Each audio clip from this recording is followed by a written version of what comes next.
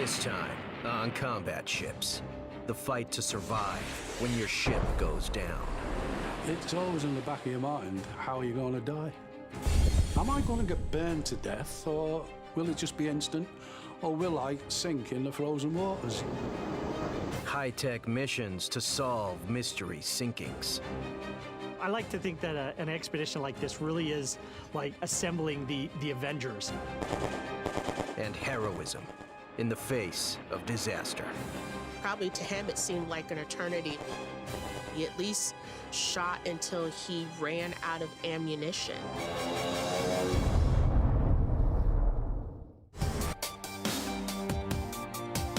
Combat ships. Fast. Effective. His orders were to find the British and to pick a fight. Going right to the heart of the battle. The Marines have always thought of themselves as the spear point of United States military power. Their whole doctrine of combat was to go fast, hit hard, get it over with in a hurry. Combat ships have changed the world. She gained her freedom. Now she's going down the river with an army.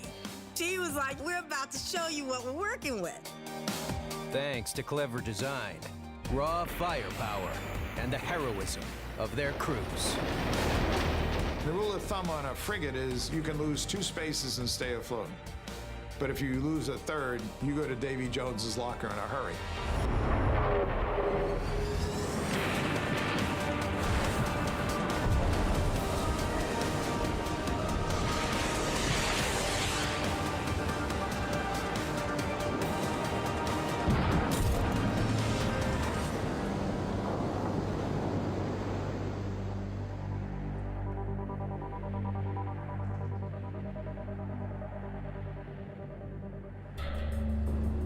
Off the coast of Long Island, a groundbreaking survey is taking place. Just 100 feet down is a combat ship. The only major American warship lost in the First World War. Why it sank is a mystery. The vessel under this high-tech scrutiny is the 15,000-ton cruiser USS San Diego.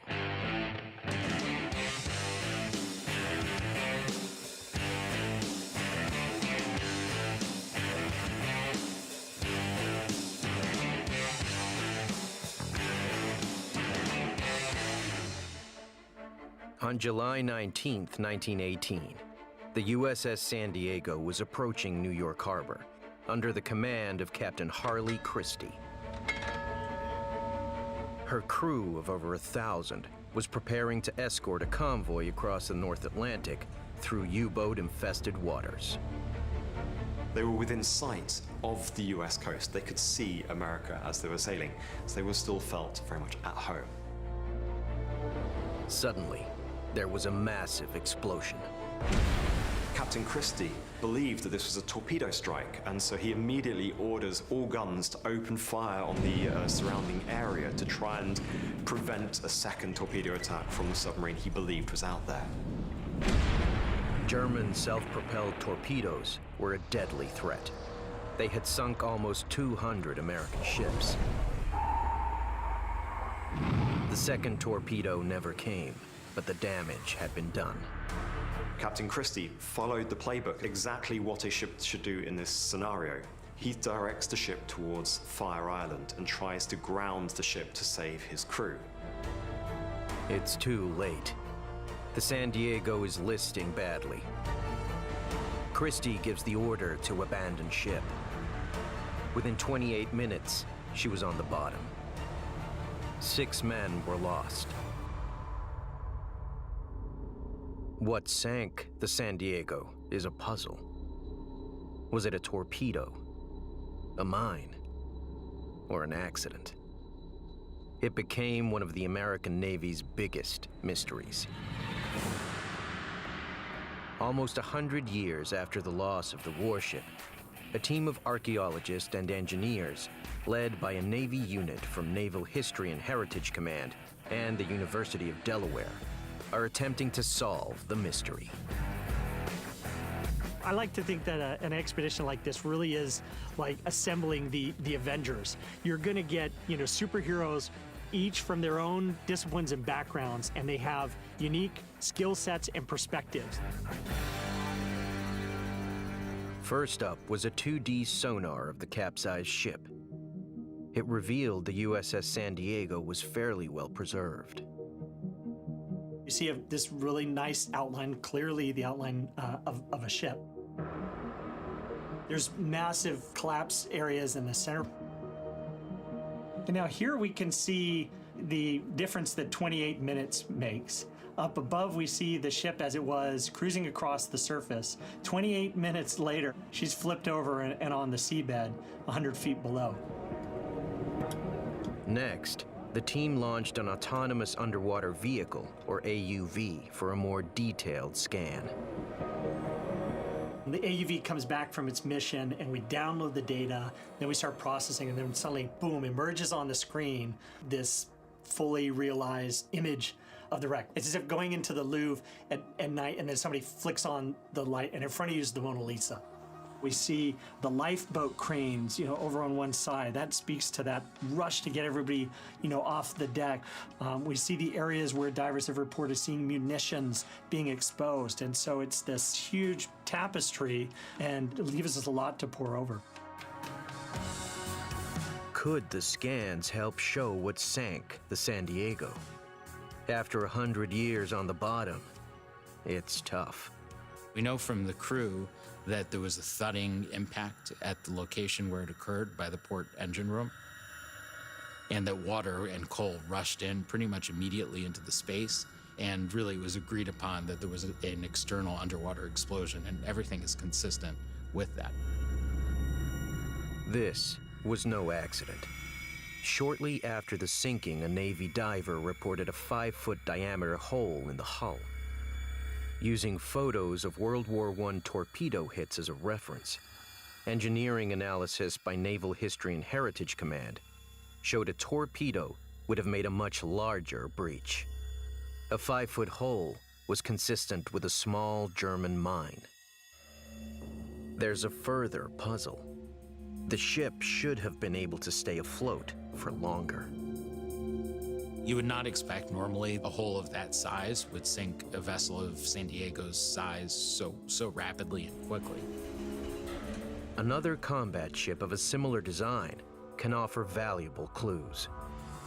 The USS Olympia, moored in Philadelphia, is just a few years older than the San Diego.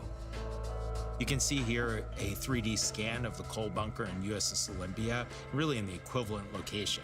And it gives you a sense of how things were structured. So the attack would have occurred roughly here, caused a big hole in the side shell. This bulkhead over here was damaged as well. And so the flooding would have progressed from this space into this space and in the spaces behind. Using research from the Olympia, plans of the ship, and eyewitness accounts, Ken and his team worked out what happened to the San Diego on July 19th, 1918. They tried a few different recovery actions. They turned off one of the boilers. They started to button up the ship everywhere that it wasn't. They really, in earnest, tried to contain the flooding that was occurring. Using detailed engineering simulations, Ken's team were able to recreate the last minutes of the mighty combat ship. Here you can see USS San Diego in the water. Initially, there's a list that's about 6 degrees, and then as the water continues to build up, eventually the gun deck gets submerged, and then the vessel just quickly flips over. There is one final piece of the puzzle. Why did the San Diego tip over so quickly? They think they know the answer. She was at the start of her voyage. As was common at the time, tons of coal for her boilers were stacked all over the ship. There was coal everywhere they could put it.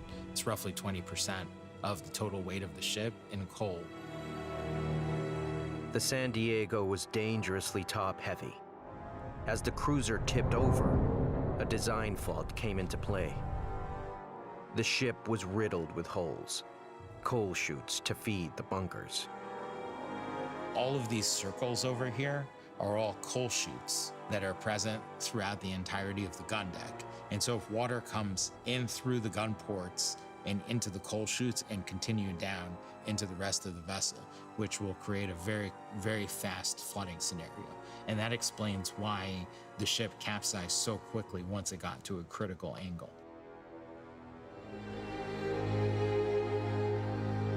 Exactly 100 years after the sinking, Navy divers placed a wreath on the bow of the San Diego, a tribute to the men who died. It meant a lot to help sort of honor those sacrifices and to keep that story alive so that people can recognize this for the important gravesite and war memorial that the San Diego is, that it's a testament to the fact that World War I wasn't just over there, it was here, it was on our shores, it was in our waters, and just off of our beaches. 2 decades after the San Diego, war returned to U.S. shores. As his ship sank beneath him, one man fought back and became a legend.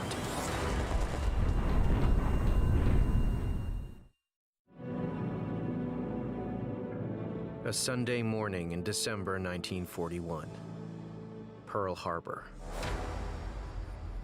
22-year-old Doris Miller, known as Dari, is folding laundry below decks on the battleship USS West Virginia. Suddenly, there's an explosion. He drops everything and runs on deck. What Dari Miller does next goes down in naval history. Dari's journey to fame began on his father's farm in Waco, Texas. He came of age during the Great Depression, where finding work was exceptionally difficult, particularly in rural America. And so, like a great many young men of that generation, he opted to join the armed services to be able to not only have a place to live, but to learn a trade and be able to earn some money and perhaps send some home. In September 1939, just after the outbreak of the Second World War, Dari joined the U.S. Navy as a mess attendant, one of the few ratings open to him. The U.S. Navy's attitude to African-American personnel was to limit them to work in their stewards departments, either as mess attendants, as orderlies, as cooks.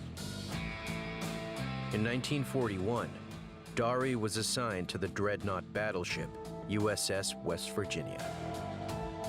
Then, because of tensions with Japan, the West Virginia and the rest of the Pacific Fleet moved from California to Pearl Harbor to act as a deterrent. On Sunday, December 7th, Japanese bombers launched their surprise attack on the Pacific Fleet.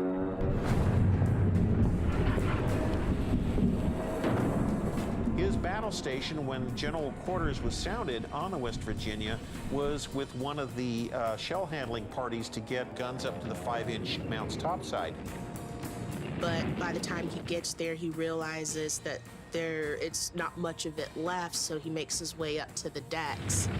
And as he's up on the decks, he notices that there's a number of his fellow shipmates that are injured. So because of his stature, I mean, he was, 6'3", about 200 pounds, he was able to help a lot with those sailors to get them to safety.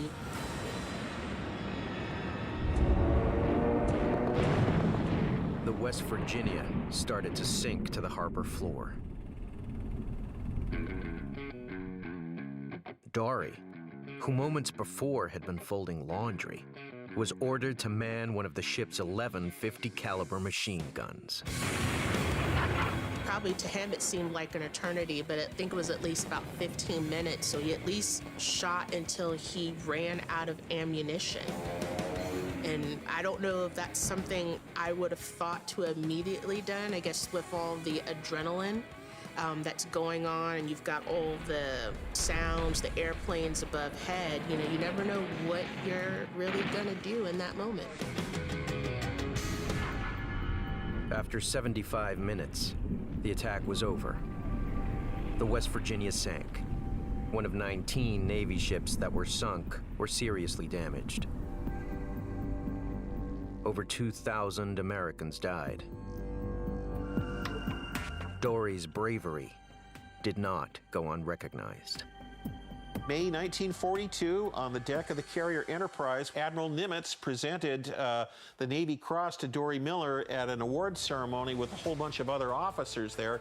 And so he then becomes an icon for recruitment. But he also becomes a way of inoculating the US Navy against accusations of racism, with which, of course, it is rife. The poster boy returned to war. In 1943, Dory was assigned to the newly built escort carrier USS Liscombe Bay, but only as cook third class. 6 months later, the carrier was attacked by a Japanese sub in the Pacific. Her munitions detonated, and the carrier exploded. 916 men were killed, including Dory Miller. Dory has not been forgotten. In June 1973, his mother, Henrietta, launched the USS Miller, a Knox-class frigate. And at Newport News, an even larger vessel is being built, the USS Doris Miller. With this aircraft carrier, not to mention that it's going to be nuclear powered, this makes him the first African American to have a ship of this type named for him, and that's very exciting. Pearl Harbor was just the start of countless sinkings in World War II. Thousands of families were torn apart. 3 brothers vowed to find out what happened to their father and his lost sub. On September 30th, 1942, Bruce, Brad, and John Abley were playing in front of their home on the outskirts of Boston. Their father, Mannert, known as Jim, a submarine captain, was away at war. A telegram arrived for their mother, Kay. Jim was missing. I remember she showed it to us in the living room, and there was a bright light coming in. And the Navy Department deeply regrets to inform you that your husband, Lieutenant Commander Mannert L. Abley, United States Navy, is missing following action in the performance of his duty and in the service of his country. We sort of believed that at that point that they had been captured, or there was a good chance that they were captured, and so we went back out and tossed the football around. Jim Abley was the captain of one of the U.S. Navy's newest subs, the USS Grunion.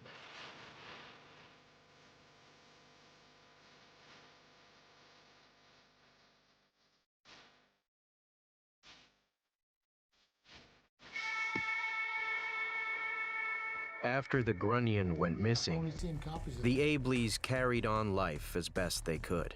Their father was rarely discussed. The story I was told was that Mother was waiting for him to come home, and she didn't want to cause problems for us, so she focused on being a parent and helping raise us.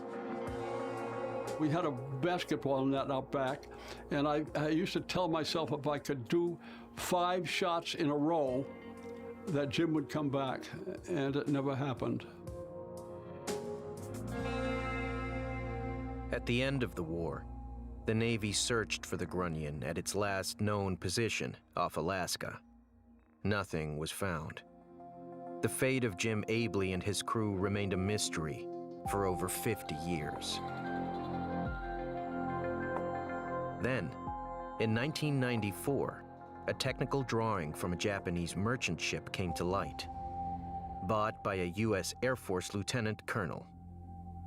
Richard Lane had spent $1 to buy a wiring diagram that came from a cargo ship called the Kano Maru, and he held on to it for a number of years and then finally put it on the internet to see if anybody could authenticate it that it came from the Kano Maru.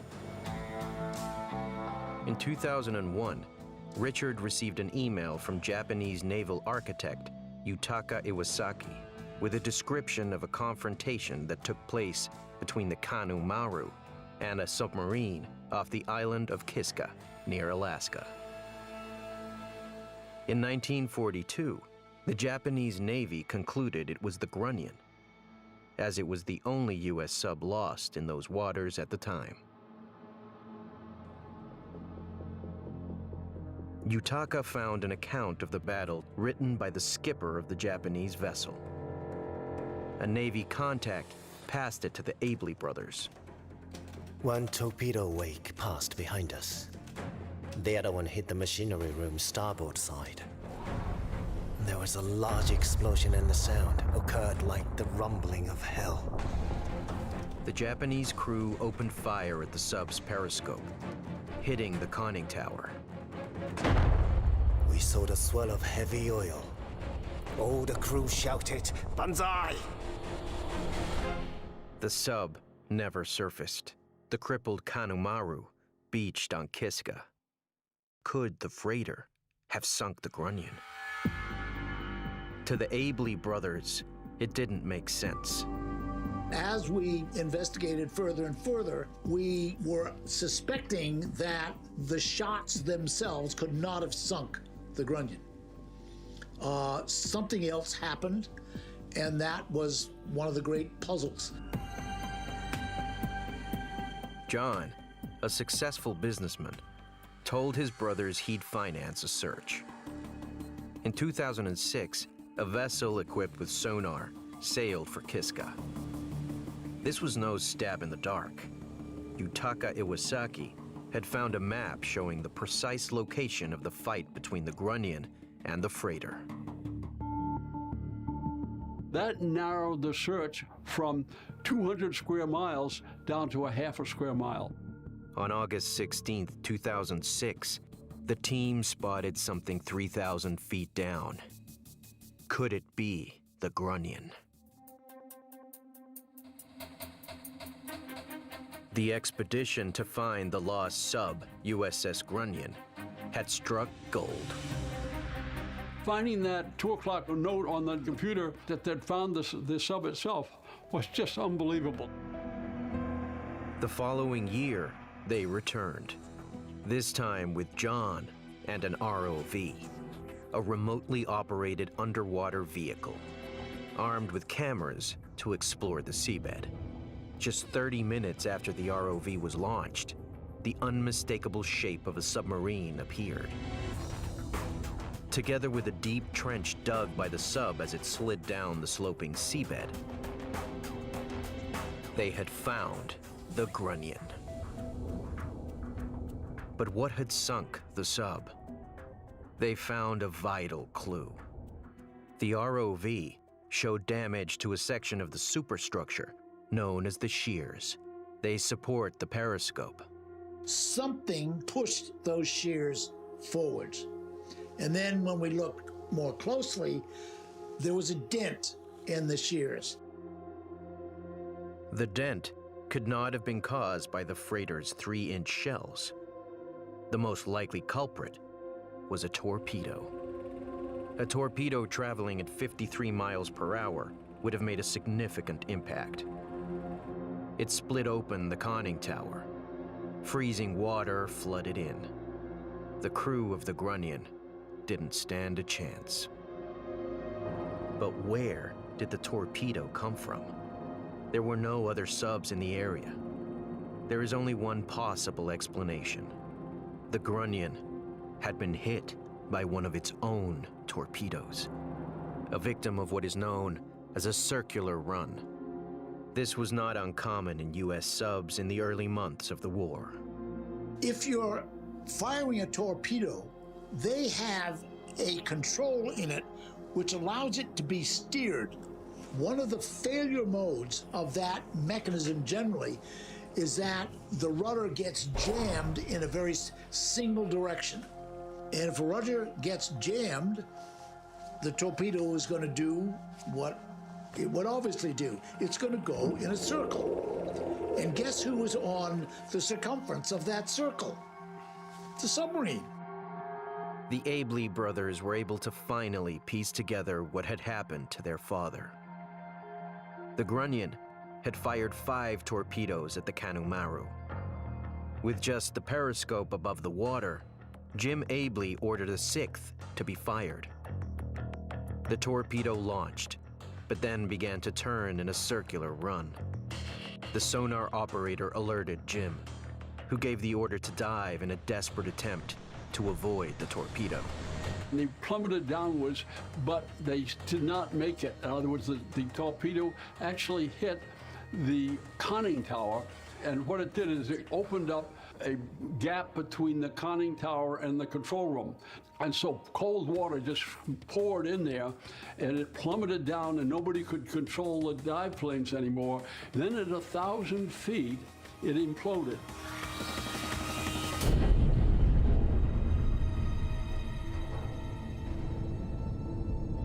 The discovery of the Grunion was not just important for the Abley brothers, but for other families affected by the tragedy.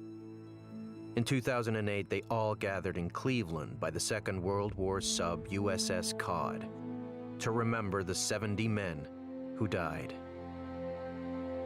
Jim Abley had given his sons the gifts of resourcefulness and determination.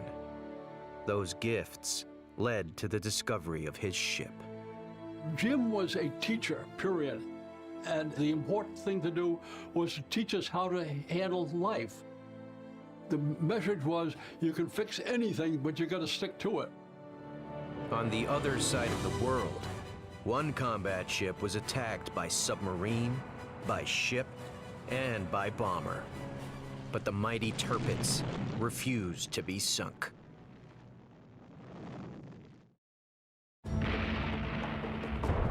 May 24th, 1941. A clash of titans. The British battleship HMS Hood versus the German battleship Bismarck. The Hood explodes, killing almost all its crew. Bismarck is victorious. But the German celebrations are literally short-lived. The British sink the Bismarck just 3 days later. However, the Germans have a trick up their sleeve. 7 months later, on January 14th, 1942, a massive vessel slipped into the North Sea, the Bismarck's sister ship, the Tirpitz.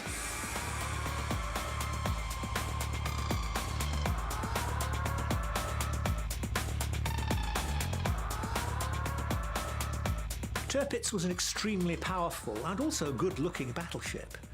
She was very heavily armored. She was one of the most powerful battleships in the world. Hitler's plan for his brand new vessel was to target Allied convoys carrying vital supplies to Stalin's Russia.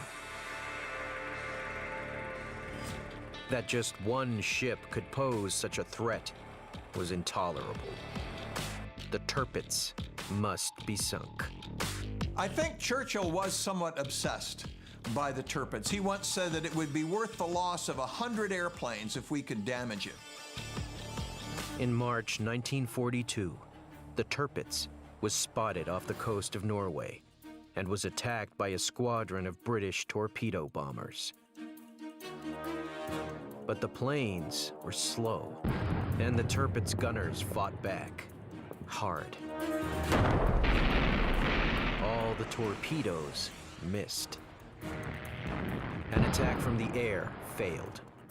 An attack from below might just succeed. The Royal Navy believed they had the perfect vessel, the X-Craft.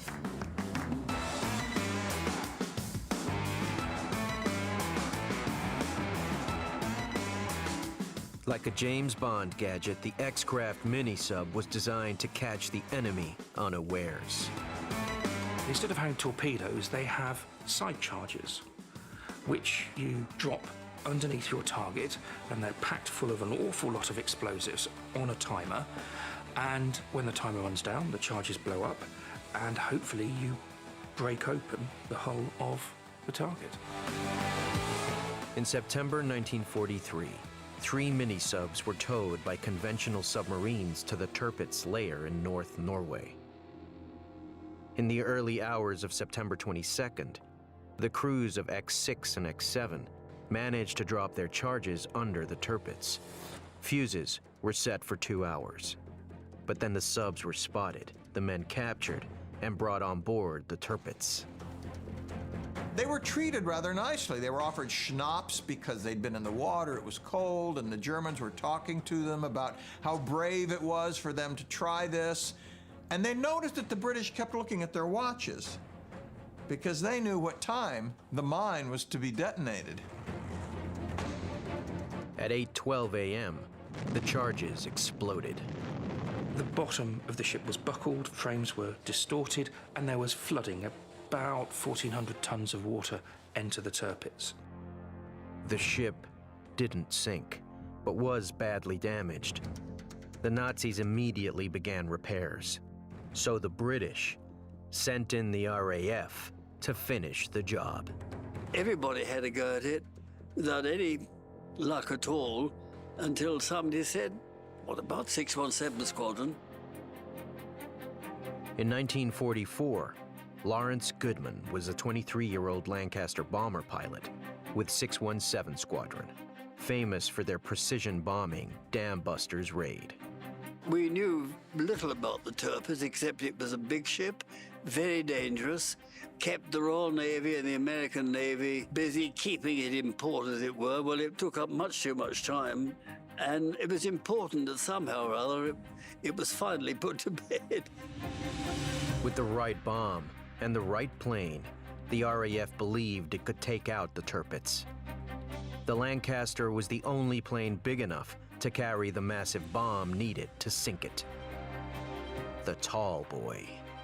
The Tall Boy 12,000-pound bomb was an earthquake bomb designed by Barnes Wallis of Dam Buster fame. The idea originally was to cause earthquakes, but it could penetrate inside a heavily armored ship, perhaps even more. The Lancasters were modified for this long-range mission. Armor plating reduced, fuel tanks enlarged. If you got into a Lancaster that had been prepared for the Tirpitz, you thought you were in a petrol station, the smell in it.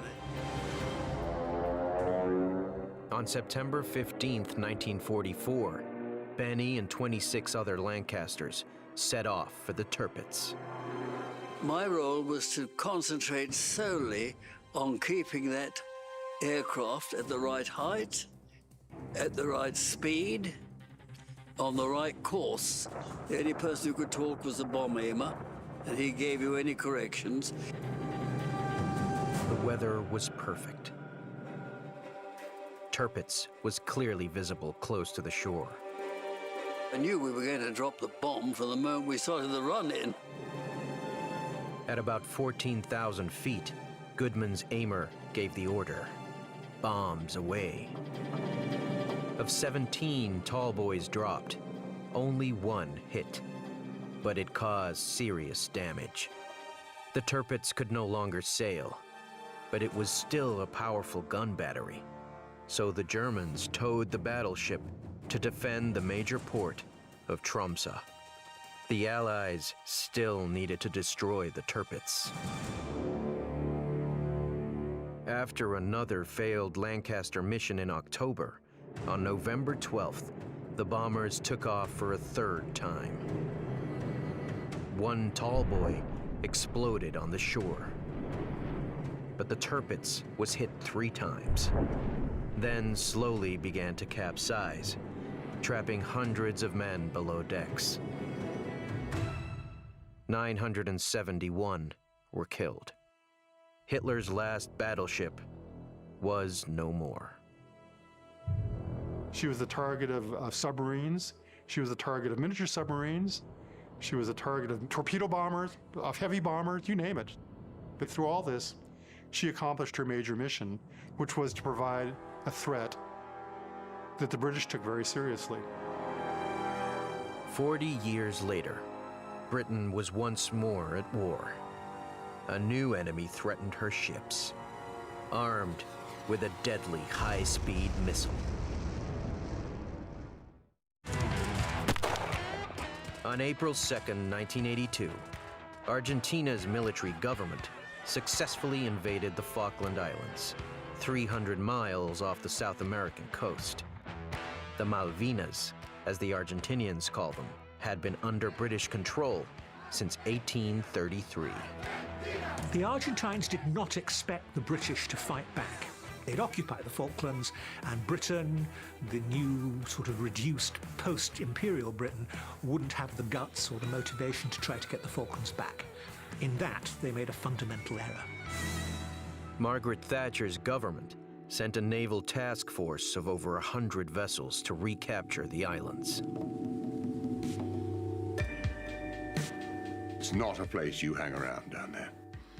Big seas, nasty seas, no base support. We had to take all our support with us.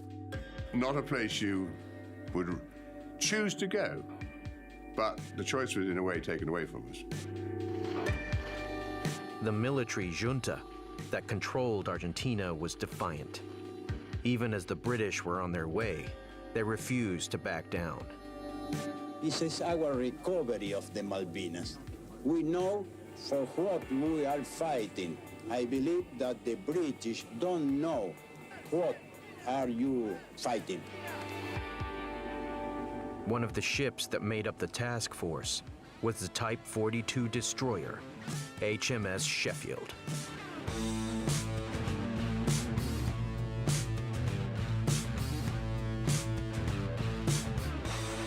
As the Sheffield headed to the South Atlantic, the reality of war kicked in. Our chief gunnery instructor, he briefed us and he didn't pull any punches. And he said, look, boys, he said, we are going to war and some of you are going to die. That really changed people's tunes, thought they were on some kind of jolly little cruise.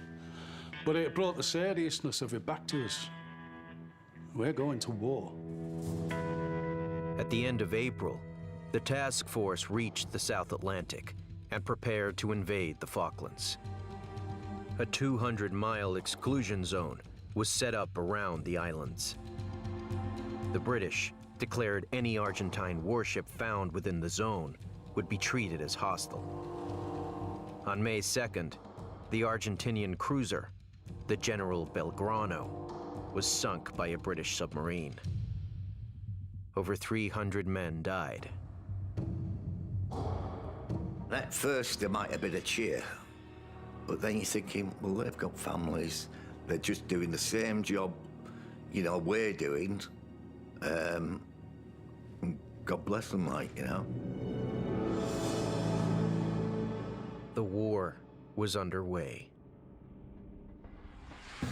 On May 4th, HMS Sheffield was 40 miles south of the Falklands, guarding the southwest corner of the task force. A pair of Argentine jets were looking for targets. Armed with Exocet missiles, French-built weapons that fly just feet above the water. My personal belief is they were determined to sink us because of the Belgrano a couple of days earlier. So they needed a warship. HMS Sheffield had a weakness. Type 42 destroyers were designed to take on submarines, so lacked firepower against high-tech missile attacks. A Type 42 destroyer like Sheffield was good at defending itself with its Sea Dart system against aerial attack from high or mid-level altitudes. It was less good at defending itself against a sea-skimming missile like an Exocet. 25 miles from the Sheffield, the Argentinian jets fired their Exocets. The missiles sped towards their target at 700 miles per hour. HMS Sheffield at this point was not at action stations. It considered the possibility of an Exocet missile attack to be low. Chris Purcell had gone below to a galley to make tea for his shipmates. I'm on the starboard bridge wing, and the helicopter pilot was with me. And we were chin-wagging as well as looking out. We both scanned to our right, and we see this fireball coming towards us. It seemed like every movement was in slow motion. And you actually watched it go into the ship.